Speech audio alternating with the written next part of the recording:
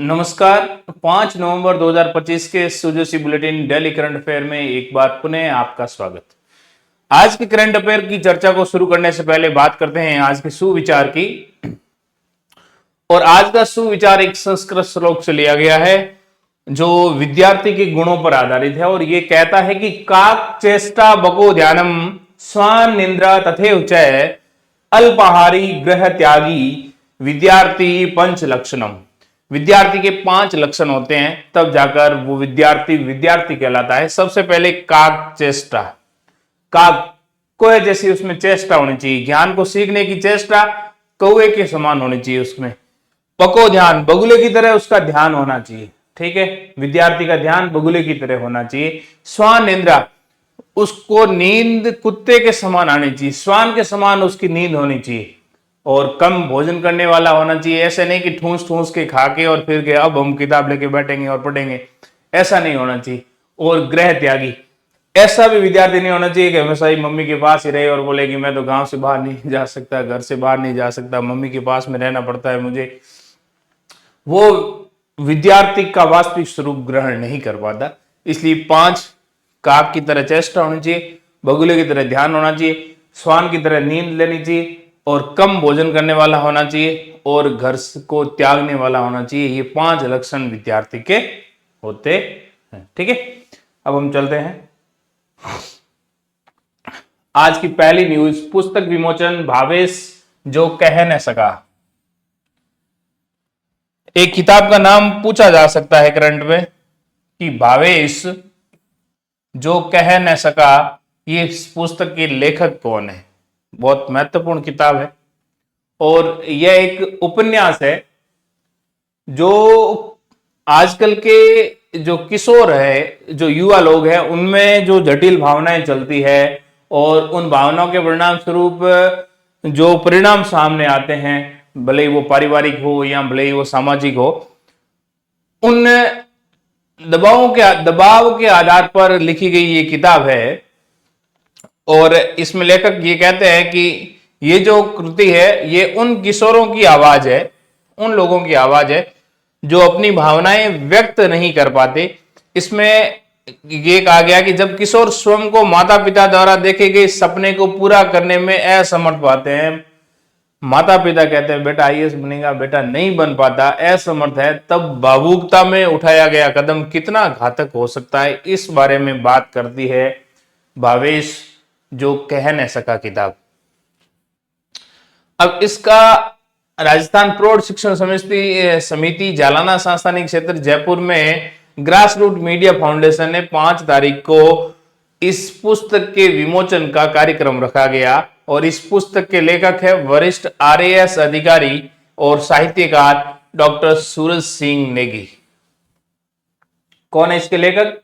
Doctor Suraj Singh Negi. ये देखो किताब है सामने दिख रही है आपको, भावेश जो कह न सका, सूरज सिंह नेगी की किताब है। आने वाले किसी भी एग्जाम में, राजस्थान लेवल के किसी भी एग्जाम में पूछा जाने वाला सबसे महत्वपूर्ण सवाल है ये, भावेश जो कह न सका पुस्तक के लेखक कौन है? सूरज सिंह नेगी।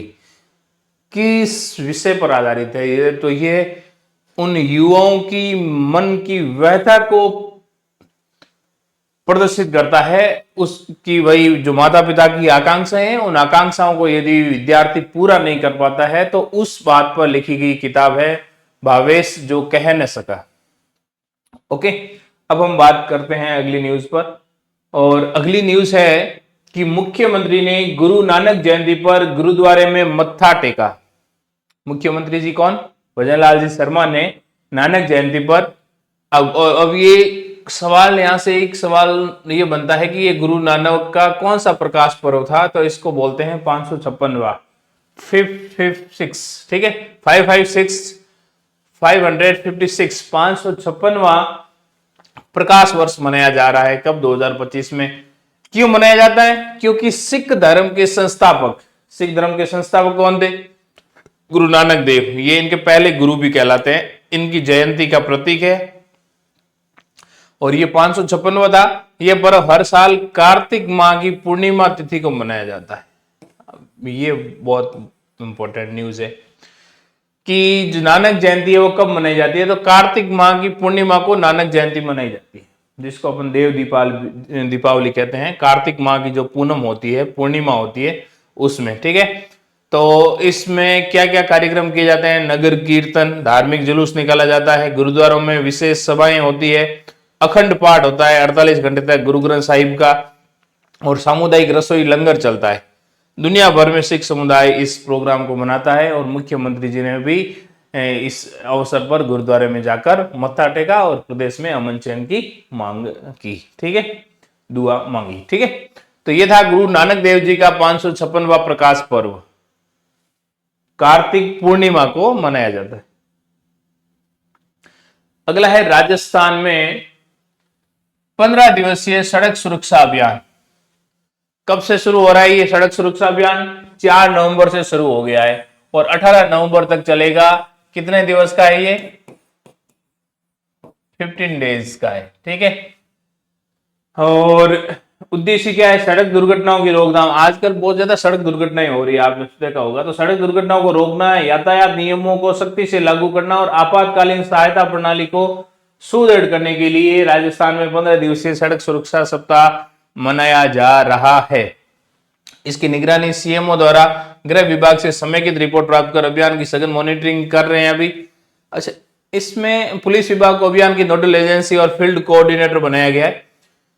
सबसे महत्वपूर्ण बात है कि इसमें इस बार ये सभी 6 लेन राजमार्ग है ना, वहां पर राष्ट्रीय राजमार्ग संख्या 48 मॉडल के अनुरूप लेन ड्राइविंग सिस्टम लागू किए करना। ये बहुत महत्वपूर्ण है कि अपनी अपनी लेन के अंदर चलने वाला, ठीक है ना। ये लेन जो सिस्टम है, लेन ड्राइविंग सिस्टम, ये राष्ट्रीय राजमार्ग संख्या 48 पे लागू है, इसलिए इसको बोलते हैं NH48 मॉडल। NH48 मॉडल क्या है, इसके बारे में अभी हम डिस्कस करेंगे। लेकिन NH48 है कहां? तो देखो, ये दिल्ली से शुरू होता है और चेन्नई तक जाता है। NH48 48 राष्ट्रीय राजमार्ग 48 दिल्ली से लेकर चेन्नई तक है। 2807 किलोमीटर की दूरी है इसकी कुल, और ये स्वर्णिम चतुर्भुज परियोजना के हिस्से के रूप में भी जाना जाता है। अब हम ये देखना है हमें कि ये NH48 मॉडल है क्या। तो देखो, ये जो मॉडल है, ये 6 लेन वाले जो हाईवेज है, 6 लेन वाले राजमार्गों पर सड़क सुरक्षा में सुधार और उन्हें दुर्घटना मुक्त बनाने के लिए लागू किया गया है। कहां लागू किया गया है? जो यहां पर 6 लाइन वाले जो हाईवेज है वहां पर। अब इस मॉडल में क्या विशेषता है कि अपनी लेन के अंदर ड्राइविंग करने का सिस्टम लागू है, सड़क की लाइनिंग की जाती है, अवैध संरचनाएं मतलब सड़क के आसपास जो इलीगल स्ट्रक्चर बने हुए हैं उनको हटाया जाता है। अभी भारतमाला पे जो हादसे हुए उसका मुख्य कारण यही है कि लोग उन ढाबों पर जाते हैं, चाय पीते हैं, बैठते हैं, ठीक है। तो उससे क्या है कि स्पीड से पीछे से जो गाड़ी आती है वो टक्कर मार देती है। सर्विस लेन निर्माण योजना, आवारा पशु प्रबंधन, अनधिकृत जो कट है उनको बंद किया जाए, सुरक्षा में सुधार किया जाए, डिवाइडर लगाए जाए, बुनियादी मरम्मत की जाए, यातायात चिन्ह लगाए जाए और सख्त प्रवर्तन किया जाए। इनको सख्त तरीके से लागू किया जाए। इस मॉडल को कहा जाता है राष्ट्रीय राजमार्ग संख्या 48 मॉडल। तो ये महत्वपूर्ण ध्यान रखना, 6 लेन सिस्टम, 6 लेन ड्राइविंग सिस्टम का जो सिस्टम है वो किस मॉडल में अपनाया गया है? तो वो अपनाया गया है राष्ट्रीय राजमार्ग संख्या 48 मॉडल में। कौन से मॉडल में? राष्ट्रीय राजमार्ग संख्या 48 मॉडल में। अगली न्यूज है नारी चौपाल। ये सवाल मुझे लगता है कि इस बार आने की प्रबल संभावना है, किसी न किसी एग्जाम में पूछा जा सकता है। नारी चौपाल कौन से जिले में आयोजित की जा रही है? तो देखो, ये जिला प्रशासन जयपुर और महिला अधिकारिता विभाग, इन दोनों की एक संयुक्त पहल है। और ये क्या करते हैं नारी चौपाल में कि देखो, ये 10 बजे से 2 बजे तक 6 तारीख को इस जगह चौमू के अंदर इस स्कूल में ये नारी चौपाल का आयोजन कर रहे हैं, ठीक है। तो ध्यान रखना, नारी चौपाल कौन से जिले में अभी चर्चा का विषय है, तो ये जिले का नाम याद रखना है। यहाँ पर ये सवाल पूछा जा सकता है कि हाल ही में नारी चौपाल चर्चा में है, वो किस जिले में आयोजित की जा रही है? तो उत्तर होगा जयपुर। मुझे तो लगता है कि ये सवाल आने की संभावनाएं प्रबल है। नारी चौपाल का आयोजन कौन से जिले में किया जा रहा है? तो जयपुर जिले में किया जा रहा है। यदि आप लैब असिस्टेंट की तैयारी कर रहे हो या राजस्थान के भूगोल की तैयारी करते हैं तो आप हमारे एप्लीकेशन है जीएस एकेडमी, वहां जाकर विजिट कर सकते हैं। अब जो प्रीवियस ईयर का आंसर देखते हैं। पिछली बार मैंने पूछा था कि प्रायद्वीपीय भारत की निम्नलिखित पर्वत श्रेणियों में से किसे बेगा जनजाति का घर कहा जाता है? तो बेगा जनजाति का घर है मैकाल पर्वतमाला। कौन सी पर्वतमाला है? मैकाल पर्वतमाला मुख्य रूप से छत्तीसगढ़ और एमपी राज्यों में फैली हुई है। बेगा जनजाति मुख्य रूप से मैकाल पर्वतमाला के घने जंगल और उच्च पठारी क्षेत्रों, विशेष रूप से मंडला, डिंडोरी, बालाघाट, करवरदा जिलों में निवास करती है। यह बेगा जनजाति की पारंपरिक संस्कृति, जीवन शैली और उनके स्थानांतरण कृषि, जिसको बेवार या बीवर के लिए जाना जाता है, जिसके कारण इन्हें बेगाओं का घर माना जाता है। किसका घर है ये? बेगाओं का घर। कौन सी जनजाति है? मैकाल जनजाति। बूझो तो जाने में सवाल था कि निम्नलिखित में से कौन सा उच्चावशीय प्रदेश हाड़ौती पठार का उपविभाग नहीं है? तो मैंने वहां पर जो शाहबाद का उच्च पठारी भाग, इसके अलावा डग गंगधार क्षेत्र, दोहरी पर्वतमाला, बूंदी वाली दोहरी पर्वत श्रेणी और ये मैदानी क्षेत्र, ये सारी चीजें थी। लेकिन उसमें 56 का मैदान है, ये इसका हिस्सा नहीं है। 56 का मैदान पूर्वी मैदानी भाग का सबसे दक्षिणी विस्तार माना जाता है। तो ये माही बेसिन का हिस्सा है जो राजस्थान के दक्षिणी भाग डूंगरपुर बांसवाड़ा में स्थित है। और इसे 56 का मैदान 56 गांव के कारण कहा जाता है, जो अरावली मध्य प्रदेश और पूरी मैदान के बीच के क्षेत्र से संबंध रखता है। तो 56 का मैदान हाड़ौती पठार का उप विभाजन नहीं है। अब देखते हैं आज का सवाल है कि गुलाबी क्रांति का संबंध किससे है? ये आपको कमेंट बॉक्स में जवाब देना है कि गुलाबी क्रांति का संबंध किससे है? खाद्यान्न उत्पादन से, या मछली उत्पादन से, या प्याज उत्पादन से, या तिलहन उत्पादन से? तो ये आप जरूर कमेंट बॉक्स में कमेंट करके बताइए। इसके अलावा बूझो तो जाने में आज का सवाल है कि विकसित राजस्थान @247 2047 का जो विजन डॉक्यूमेंट है, उसमें राजस्थान की अर्थव्यवस्था को 2047 तक कितनी करने का लक्ष्य रखा गया है?